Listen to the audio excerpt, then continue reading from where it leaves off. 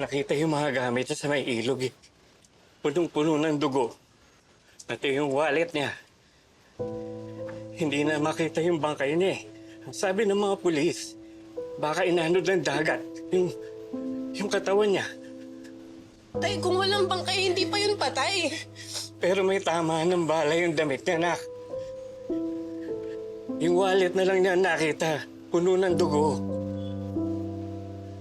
Mahal na mahal ka talaga ng kaibigan mo, nak. Sinandun yung litrato niyo eh. Kahit saan siya magpunta, dala niya yun. At least may guardian angel ka na. Tay, hindi totoo yan. Bawian niyo yung sinabi niyo. Hindi pa patay si Onse! Tay, hindi patay si Onse! Hindi totoo yan! Bawian niyo yung sinasabi niyo! Nak. Nak. Tay, hindi na totoo. Bawian niyo yung sinasabi niyo! Ano ba, prank ba to ni Onse? Hindi nakakatawa! Onse! Nak. Onse, lumabas ka! Diyan, hindi nakakatawa yung prank mo, ah! Onse, lumabas ka!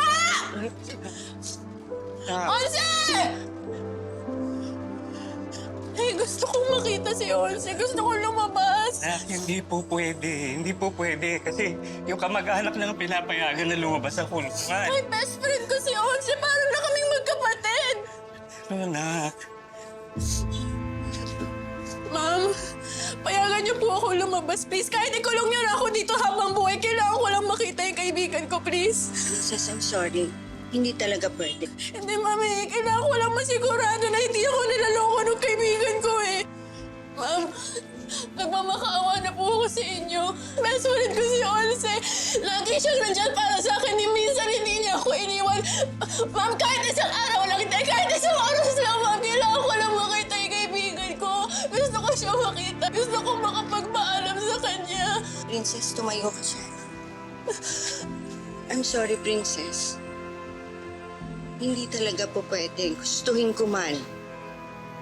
Kapag pinayagan kita, kailangan payagan ko na rin ang lahat ng preso na makikiusap sa akin. Sorry.